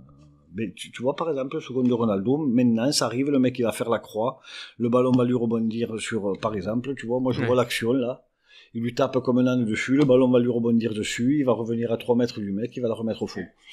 Mais tu peux tout, tu vois, c'est-à-dire, il est là, on va y revenir, mais il est là, le gros souci, quoi, tu vois, actuellement, chez les gardiens, quoi. Il est là, le gros souci. On en reparlera après, on va finir cette page équipe de France. Dernière question sur 98, ce qui se passe au coup de sifflet final. Est-ce que tu réalises tout de suite? Est-ce que tu es dans un état qui te transporte loin du Stade de France? Est-ce que tu t'en souviens? Comme si c'était hier. Et il s'est passé un truc vraiment bizarre, donc je pense que c'est ça qu'on appelle l'émotion, je suppose, parce que je ne vois pas d'autres trucs. Mais surtout, je me suis vu, tu sais, dans ces films où le mec il est en train de faire une action et tu vois au ralenti et tu vois et hop et la scène et en même temps cette scène là c'est le mec où tu le vois en train de se remémorer ce qu'il a fait il y a 10 ans tatata. Mais moi en fait il s'est passé exactement ça, quoi, tu vois. Je me suis revu de suite à Lavelanet, je sais pas pourquoi, quand il y a eu avec mon premier entraîneur, avec monsieur Goudou. quand il y a eu le coup de sifflet final, et je me suis revu dans mon préau à l'école à La Roque. J'ai revu que des images comme ça, quoi. Mes proches, tu vois, ma famille. J'ai revu que ça. T'as eu un flashback. J'ai pas vu que j'avais fait un bon match, un mauvais match, qu'on avait gagné la Coupe du Monde. Non, ça m'a fait un truc comme dans les films. J'avais ça dans j'avais ça dans la tête. J'entendais rien autour. Quand je te dis, ça fait vraiment quand tu regardes un film et que t'as ces fameuses scènes là où les mecs, tu les vois penser il y a 20 ans en arrière. Ben moi ça m'a fait exactement ça, quoi. Le film de ta vie, quoi. Donc moi j'y suis allé, on va dire, pour ça, la naissance de mes gosses, tu vois, et après comme je suis un mec assez un peu réservé, quoi, je garde mes trucs. Mais là j'ai pas pu tenir, quoi, et ça a été un truc. Ouais, il y a eu la naissance de mes deux gosses et ça, quoi. Justement, l'Euro 2000, est-ce que c'est la continuité de 98 ? Est-ce qu'il y a quelque chose de nouveau quand même dans ce groupe qui a encore faim et qui veut gagner ? Comment tu le vis ? Ben, tu le vis déjà, c'est 2 ans après, donc tu passes de 28 ans, 27, 28 ans à 30 balais. C'est tout ce on a pris de l'expérience, on a mûri. Parce que pour moi, c'est la meilleure équipe. Hein. Ouais. 2000, vous êtes meilleur que... Ah ouais, que 98 ? Ah ouais, ouais. Moi, je trouve qu'on est vraiment bien meilleur. Hein. Chacun a pris de l'expérience. Et donc, à l'Euro 2000, on est vraiment... Je pense qu'on est tous au summum. On a été au summum de notre carrière, quoi. Je pense. Et concernant toi, personnellement, tu fais des arrêts à chaque match. Chaque match, t'as un alors, c'est l'équipe de France qui domine, c'est la meilleure équipe au moment-là. Mais par contre, le gardien, toi, du coup, a un arrêt à faire à chaque match. Tous les matchs, il y a eu des moments, des tournants, quoi. Et C'était pas des arrêts à 3-0, tu vois, ou à 2-0. C'était des arrêts à 0-0 ou 1-0. Et justement, est-ce que c'est difficile ça pour le poste de gardien globalement de répondre présent à l'instant T sur un tournant du match C'est ce qu'on te demande, quoi, en fait. C'est ce qui fait la diff. Mais ce qui est important, tu vois, vraiment, moi, dans cet Euro 2000, tu sais, quand on parle de groupe, quand on parle de collectif, quand on parle d'équipe, quand on parle de confiance, la confiance chez le gardien, mais c'est la confiance chez le gardien, déjà chez le sportif. La confiance, c'est un truc, et la confiance, tu vas la chercher partout. Et là, moi, cette confiance, vraiment, moi, ce qui m'a fait faire vraiment cet Euro 2000, comme je l'ai fait, on va dire, ça a été l'année avant. Ok. Voilà. Moi, l'Euro 2000, en fait, si je l'ai réussi, c'est parce que l'été 99, j'ai refusé et j'ai demandé à Roger Le Maire de ne pas m'amener c'était toujours au Japon, en tournée. Voilà, j'en pouvais plus du foot. Il y en a qui peuvent gérer, moi je gérais plus. Ok. Je sentais que j'en avais trop et j'avais besoin vraiment de couper, de faire,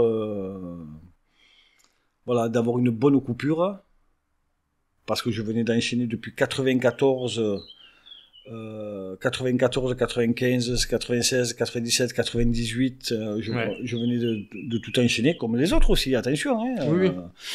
Comme Zidane, comme Dugarry, comme les Zarazu, comme Tutu. Mais moi, je sais que l'an 99, j'ai appelé Roger, je lui dis Roger ne m'amène pas.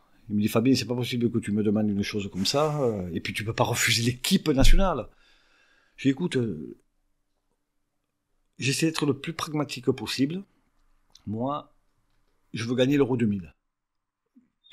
Voilà, je lui ai posé la question, on est là pourquoi ? C'est quoi l'objectif ? C'est l'Euro 2000. Je lui ai dit donc m'amène pas, j'ai besoin j'ai besoin que la tête tout s'allège. C'est le premier truc quand j'ai dit qu'on a sifflé à la fin de la finale. J'y rappelle-toi, je te l'avais dit. Voilà. Je savais que j'avais besoin de fraîcheur. Il fallait que je me vide. Et c'est là, moi, où j'avais préparé mon Euro 2000. Ok. Et quand on voit, si on fait le parallèle avec cette saison, par exemple, quand on voit les calendriers des gardiens qui viennent de finir la Ligue des Champions pour certains, ils sont partis en équipe de France, ils repartent en Coupe du Monde des clubs. Est-ce que tu peux comprendre que certains, la fraîcheur mentale, tu l'as plus. Elle disparaisse, et toi, par rapport à ton vécu, qu'il y a des moments où il faut vraiment couper. Ouais, je sais pas, mais oui, c'est normal. C'est comme tout, hein. tu sais. Après, t'es dans un truc, donc faut arrêter de dire, ouais, mais avec les ronds qui gagnent, avec ceci, avec cela. Non, mais déjà, il faut se dire que nous, on n'est pas là pour les ronds, premièrement. Et puis, il faut se dire, parce que c'est le truc qui se dit, ouais, mais quand même, ils se plaignent tout le temps. Non, ça n'a rien à voir avec tout ça. Nous, on est vraiment là, c'est pour gagner, quoi, sur le terrain. Sur la finale, le sentiment le plus fort pour toi, est-ce que c'est sur le but de Sylvain Wiltord ou le but de David Trezeguet? Ah, Sylvain. Parce que derrière, je savais que c'était fini. Ok. Ah ouais, derrière, je savais qu'on avait gagné. Quand Sylvain a marqué, j'ai dit c'est fini. Donc ça, c'est le but qui amène à la prolongation. Pour ceux qui découvrent le match-là, vous pouvez regarder les ralentis et les résumés, mais c'est le but de Sylvain Wiltord. Oui, il y avait ces putains de buts en or, là. Quelle horreur, ces trucs. Je trouve ça tellement nul, mais bon, c'était comme ça, on a fait avec, mais je trouve que c'est pas le football, quoi. Mais c'est pas ça le football, là. Mais bon, il fallait moderniser le football. Ouais, il faut moderniser, je sais pas pourquoi. Et donc sur le but de Sylvain Wiltord, c'est toi qui as la passe, avant la déviation.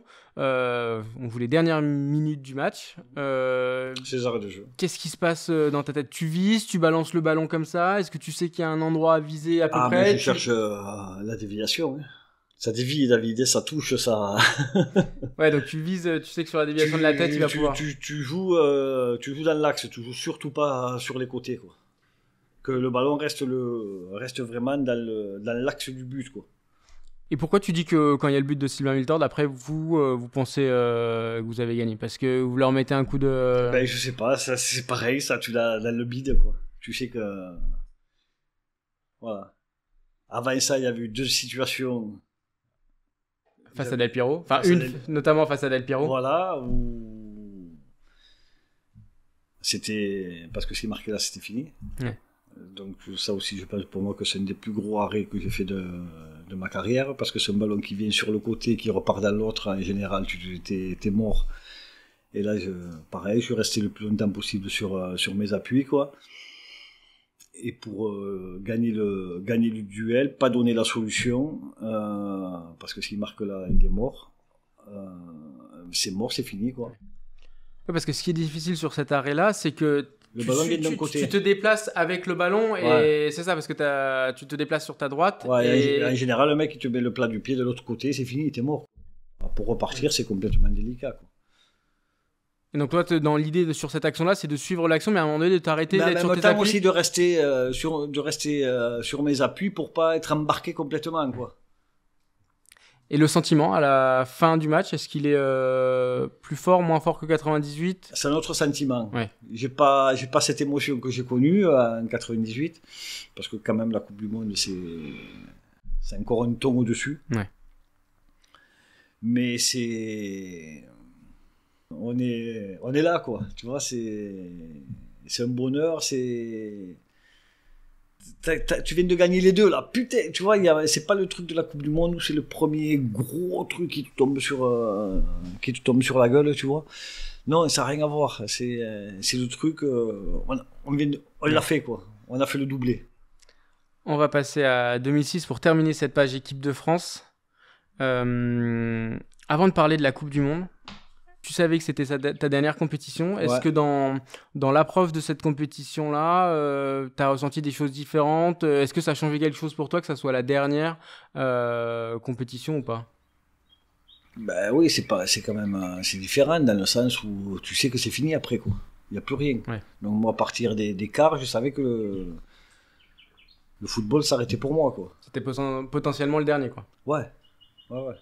Est-ce que ça pesait? Ouais, pesait, ou même dans l'approche des matchs, est-ce que tu avais ce sentiment de dire, bah voilà, c'est peut-être la fin ou tout ça, ou alors tu passes au-dessus? Tu passes entre les matchs. Après, une fois que tu es sur le terrain, tu es dans ton truc, quoi. Tu te dis pas, c'est la dernière fois que je m'attache les crampons ou que je mets les gants, tu vois, ça... Non. Dans l'avant Coupe du Monde, il y a cette relation avec Grégory Coupet, un peu comme avec Bernard Lama en 98, un peu comme après Lloris Mandanda, même si ça se passait mieux, mais il y avait la France coupée en deux pour choisir son gardien. Ça n'arrive pas sur les autres postes. Est-ce que c'est une particularité du poste qui ajoute un peu indirectement de tension entre vous les gardiens, parce que y en a qu'un, alors qu'on choisit pas un attaquant plutôt que l'autre, un défenseur plutôt que l'autre? Moi, ce qui me concerne, tu sais, moi, j'ai jamais regardé à côté, quoi. Donc, c'est des trucs qui me font un caca nerveux parce que le mec, il est pas monté sur le glacier. J'ai envie de dire, t'as pas d'autres soucis, quoi. Tu vois? Voilà, c'est tout. Moi, j'étais pas là pour monter à l'Everest, quoi. Tu vois? Ouais. Moi, j'étais là pour être présent pour France-Suisse. Pour le premier match de la Coupe du Monde. C'est tout. C'était mon objectif. C'était d'être présent pour France-Suisse. Mais est-ce que le fait que sur ces choses-là, est-ce que ça peut... Le fait que les gardiens sont vraiment un poste très regardé plus que d'autres postes, est-ce que des fois ça peut créer des problèmes alors qu'il n'y en a pas dans le groupe et voilà, hein, bien sûr que ça peut créer des problèmes. Après, tu sais, il y a des mecs qui font une sorte... je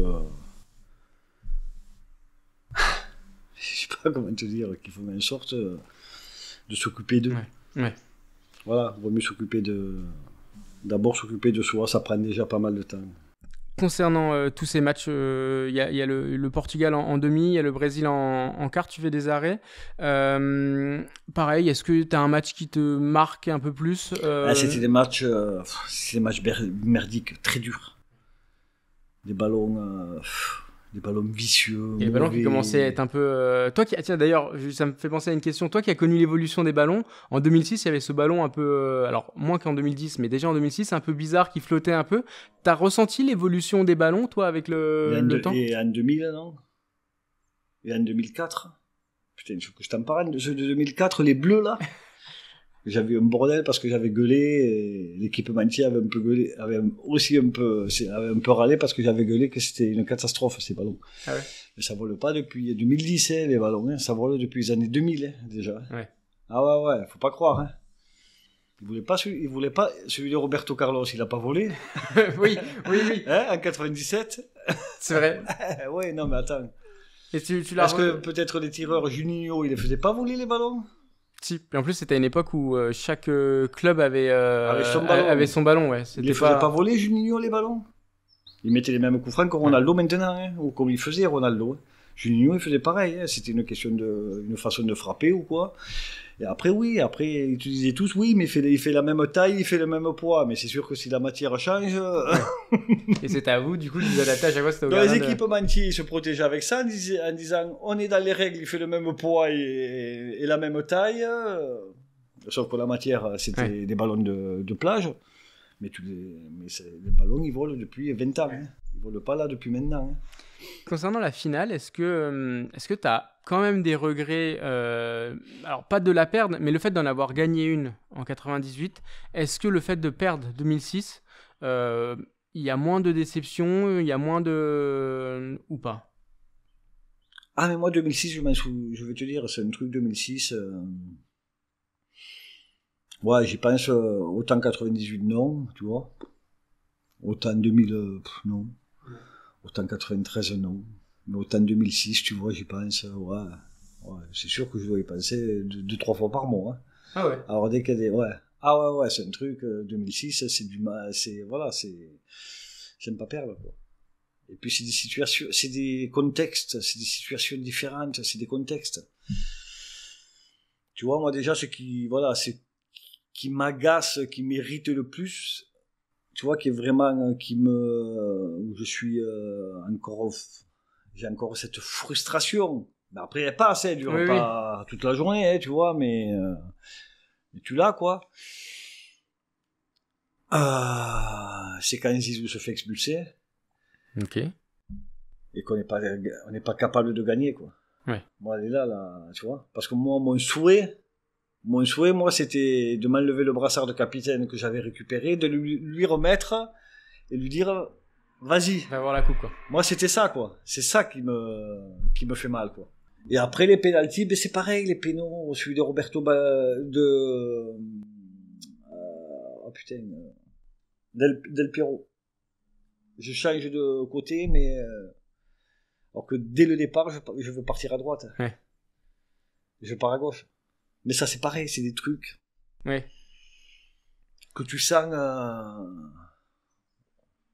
Et après, comme je suis quelqu'un de. Voilà. Comme je suis un râleur, quoi. Comme je te dis, j'ai la haine quand je perds. c'est pas que je suis mauvais perdant, hein, attention, hein, c'est quand je râle contre moi, hein, je râle pas contre les autres. Hein, ouais, c'est l'esprit de compétition. Ouais, voilà quoi. Tu vois, donc ouais. Et quand t'es assis à genoux, dos à ton poteau, tu penses à quoi à la fin de la finale?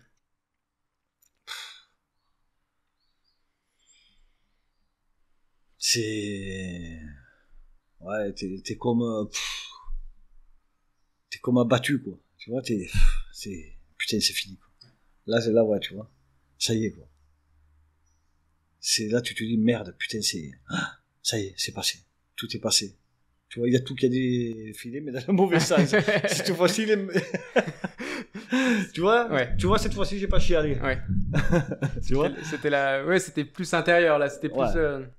Tu vois, j'ai toujours détesté d'ailleurs moi les mecs qui chialent quand ils perdent. Déjà ça m'a toujours un peu gonflé quoi. Voilà. Qui chiale quand ils gagnent, je peux comprendre l'émotion du joueur, mais qui chiale quand ils perdent, moi ça m'a jamais plu ces mecs-là. Mais bon, c'est comme ça. Mais je veux dire, non, ça y est, c'est fini. Tout. Tu vois, là c'est tout. C'est la fin de cette page équipe de France. On va parler des gardiens actuels maintenant.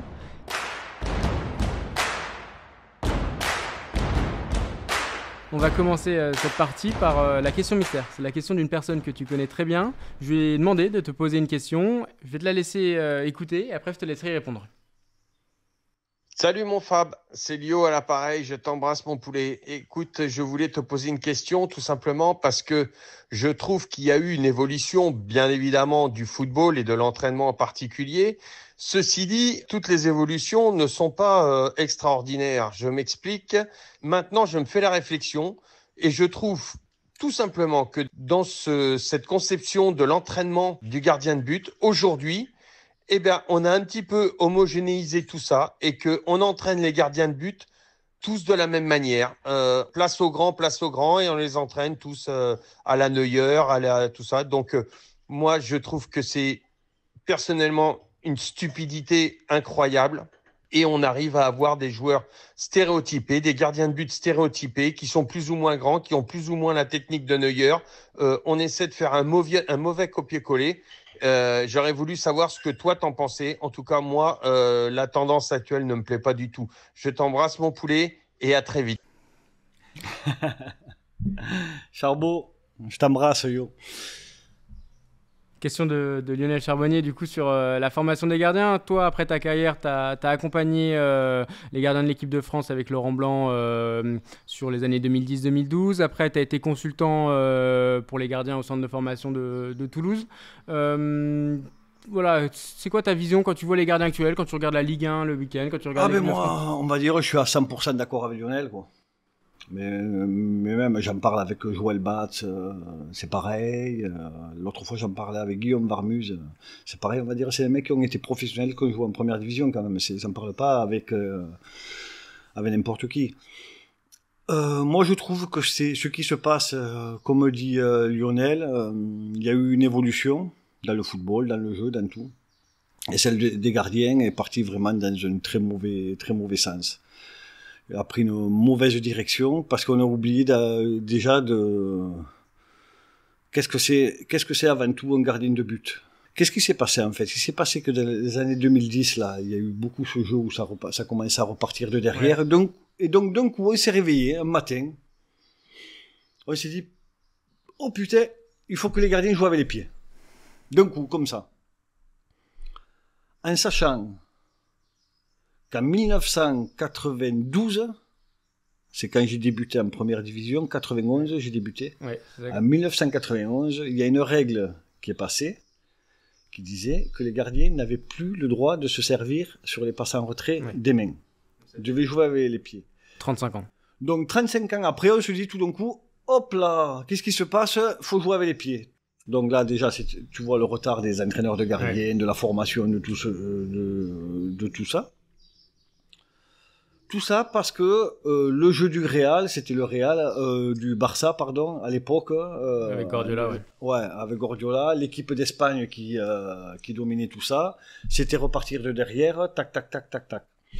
Mais moi, j'ai envie de leur dire, mais ça, moi, en ce qui me concerne déjà, je le faisais depuis, ça fait 30 ans que je le faisais. Sauf que les entraîneurs gueulaient parce qu'ils voulaient pas que le gardien joue avec les pieds. Et d'un coup, les mecs à la mode, parce que c'est des effets de mode, se sont dit maintenant il faut qu'ils jouent avec les pieds, avec 35 ans de retard. Donc qu'est-ce qui s'est passé chez les gardiens? On a travaillé le jeu au pied d'un coup et on a oublié ce que c'était que d'attraper ne serait-ce qu'un ballon. Ouais. Voilà. En gros, voilà ce qui s'est passé. On se trompe de direction actuellement dans la formation, sur la formation des gardiens. Ah, mais complètement. Vraiment, complètement. Moi, franchement, je trouve que c'est... Ce qui se passe en ce moment chez les gardiens, c'est une honte, quoi. C'est une honte parce que, déjà, critère, allez, 1m90. Mais ça veut absolument rien dire. Parce que, comme je disais tout à l'heure, qu'est-ce qu'on demande à un gardien? C'est d'amener de la confiance à son équipe et d'être décisif. Et après, il y a plusieurs façons de jouer. Comme un attaquant, comme un milieu de terrain, comme un défenseur. Il y a plusieurs façons, on va dire, de jouer. Il y a plusieurs philosophies de jeu. Ouais. Et moi, je suis pas contre les grands. Pas du tout. J'adore Thibaut Courtois. Ouais. Voilà, j'adore. Mais ce qu'il y a, il faut pas oublier une chose. Mais un Courtois, il y en a qu'un. C'est pas parce que tous les mecs vont faire 1m90 ou 1m95 ou 2 mètres, ce que tu veux, qui vont être bons, qui vont donner confiance et qui vont être décisifs. Ça n'a strictement rien à voir. Donc, il faut vraiment qu'on arrête avec ça. On va dire, un gardien, c'est un bagage. Je te parlais tout à l'heure, rappelle-toi, quand je te parlais du drop. Ouais. J'ai bossé avec les jeunes centres de formation de Toulouse, il y a 4 ans de ça, 3-4 ans. Les jeunes, ils savaient pas ce que c'était un drop. Ils savaient même pas faire un drop. Ouais. Mais tu te rends compte, ils ont tous les jours un ballon dans les mains. Et l'entraîneur, il leur apprenait toute la journée à faire qu'une chose. Au niveau des dégagements, ouais. Alors que Voilà, à faire alors qu'il y a plusieurs sortes, il y a plusieurs façons de dégager. Balle à terre, comme ils disent à la sud-américaine, d'un coup, ça a été la mode sur le côté de voler. Mais le mec, t'as mieux. Mais peut-être que le mec, il va être plus à l'aise en drop. Tu le sais, toi. Ouais. Voilà. Moi, je le sais pas, mais il faut l'essayer. Il faut montrer. C'est des bagages. Peut-être que le mec, il va faire des relances à la main de 60 mètres, qui va être plus précis. Ouais. Voilà. Peut-être que le mec, il va être mieux quand il va mettre le ballon au sol. Peut-être qu'il va être mieux quand il va le mettre... Je sais pas, mais il y a plusieurs bagages. Et on leur apprend le même truc. Voilà, c'est comme cette histoire de croix. On leur apprend que le mec, quand il est à 4 mètres de toi, maintenant, tu te mets à genoux, t'écartes les bras et il se passera ce qui se passera. Alors qu'il y a un travail, il y a d'autres façons de jouer les duels. Et ça, c'est pareil. Comme dit Lionel, à la Neuer. Pour moi, Neuer, on va dire, c'est le gardien parfait. Mais ce qu'il y a, tu peux pas avoir des Neuer. Des Neuer, t'en as qu'un. Ouais. Et comment tu fais pour les équipes qui jouent milieu de tableau, première division, qui jouent la Ligue 2? Faut avoir un autre style de gardien. Et combien il y a de gardiens dans le monde? Combien il y a de clubs professionnels dans le monde? Et tu leur fous que des mecs de 1m92, alors que t'as un mec de 1m83 comme Sommer. Là aussi, c'est un souci. Si Sommer, 38 ans, 1m83, et à l'Inter de Milan, où ils sont les mecs, les jeunes de 20 ans de 1m95? C'est qu'il y a un souci quelque part, aussi. Il y a un gardien actuel que t'aimes bien regarder actuellement, qui te plaît? J'ai bien aimé le gardien d'Arsenal. Raya? Ouais, j'ai bien aimé. Ok. Ça commence un peu à changer.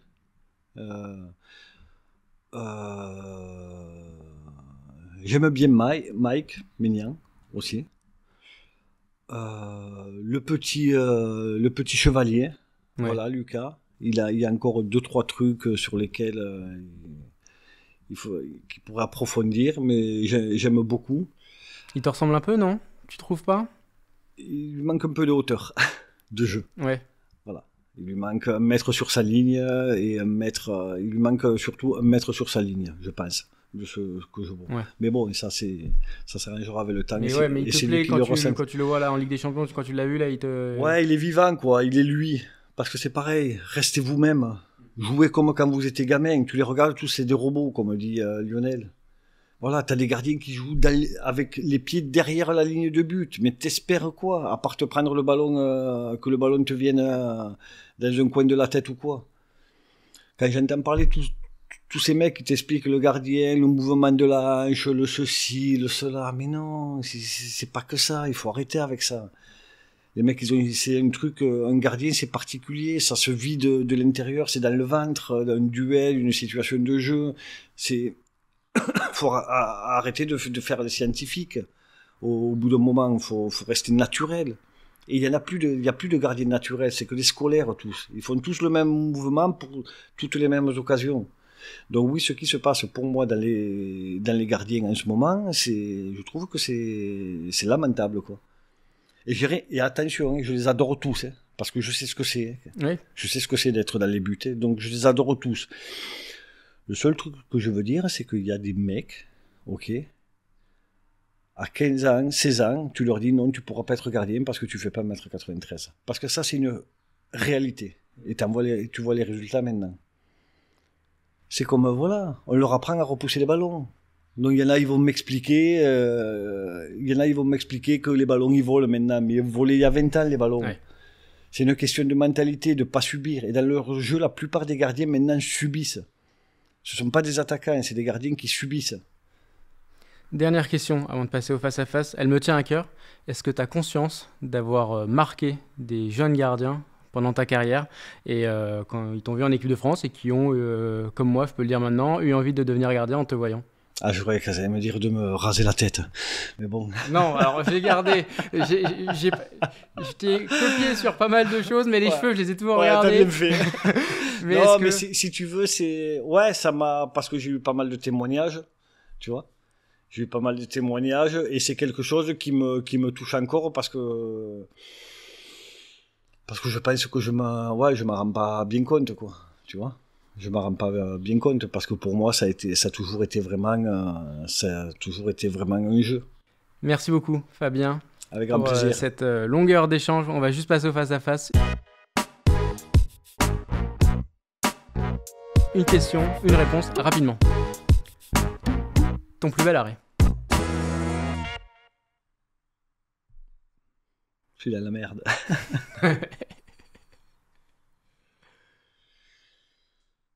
France-Portugal à l'Euro.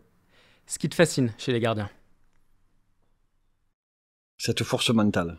Ce qui t'énerve le plus chez un gardien? Le gardien qui subit et qui, quand il prend un but, il lève les bras et c'est la faute des défenseurs, c'est insupportable. Ou alors celui qui fait un super arrêt et qui saute partout. Et je l'ai fait, hein. Mais bon, comme j'étais un jeune con, j'avais 20 ans. La charnière la plus forte devant toi? La défense, De Sailly, Blanc, Lisa et Tutu sur le côté, vraiment solide. Justement, Laurent Blanc, ce bisou, il vient d'où? Oh, ça, c'est une longue histoire. L'attaquant le plus coriace face à toi? Il y en a eu, hein. Mais tu vois, je me rappellerai d'un Rudy Voleur à l'entraînement, le mec il te pétait tout, un Ruud van Nistelrooy, pareil, à l'entraînement, le mec à 3 mètres, si tu pouvais t'arracher la tête, il t'arrachait la tête, quoi. En surnom, tu préférais Fabulous Fab ou le Divin Chauve? Franchement, ouais, les deux me vont bien, ouais. Ça passe. Ton modèle? Joël Batz. Les sensations d'un penalty arrêté ou d'un virage en course auto? Quand tu le prends bien, tu sais, quand tu prends bien le virage, que tu as gagné tu sens vraiment la voiture pivoter en même temps que toi, c'est une sensation, quand tu es bien, on va dire, c'est vraiment que tu vis avec la voiture, on va dire, tu l'as fait tourner sur les freins, là, et que tu sens l'arrière qui vient avec toi, sans trop bouger le volant, c'est une super sensation, mais bon, rien ne vaut quand même un bon petit péno, arrêtez. L'exercice que tu détestais? À l'entraînement, et pourtant il est hyper important, les étirements. Ton geste préféré? La relance. De retour dans un staff comme consultant ou entraîneur des gardiens, possible ou inenvisageable? Compliqué vu que compliqué vu que je partage pas trop la philosophie du poste, donc compliqué, ouais. La marionnette des Guignols, drôle ou relou à force? Non, c'est rigolo, ouais. Ouais, c'était rigolo. L'entraîneur qui comprenait le plus le poste de gardien de but? Aucun. Et le conseil que tu donnerais au Fabien Barthez né à Lavelanet? Régalez-vous, amusez-vous, faites plaisir, jouez comme vous le ressentez vous et soyez surtout vous-même, quoi. Restez vous-même. Merci beaucoup Fabien, c'est la fin de cet épisode. Je te remercie d'avoir accepté, de m'avoir fait confiance, de partager ce moment, d'avoir offert... On est entre gardiens, tu sais ce que c'est, la confiance, c'est vraiment le gros truc bien écrit en gras du gardien, quoi. Et en petit, tu vas mettre la croix et tu vas mettre ceci, cela, mais c'est tout ça, c'est vraiment le gardien, c'est le mot vraiment confiance. Et ben merci beaucoup d'avoir... partager ce moment à tous les auditeurs de La Voix des Gardiens. Voilà, je le dis maintenant que l'épisode est fini, t'étais mon idole et ça me fait plaisir de faire cet épisode-là et surtout que tu offres cette heure d'échange aux auditeurs de La Voix des Gardiens. Merci. Et merci à toi aussi pour ta confiance, merci vraiment de faire ce que tu fais pour les gardiens parce que je crois que ça n'existe pas. Donc t'innoves dans le truc, on va dire, c'est dans la bonne évolution du poste, pas comme certains. Voilà, et d'avoir discuté un peu avec toi, et je pense qu'on partage un peu, il me semble qu'on partage un peu la même philosophie du poste, donc c'est rassurant et ça fait du bien, quoi.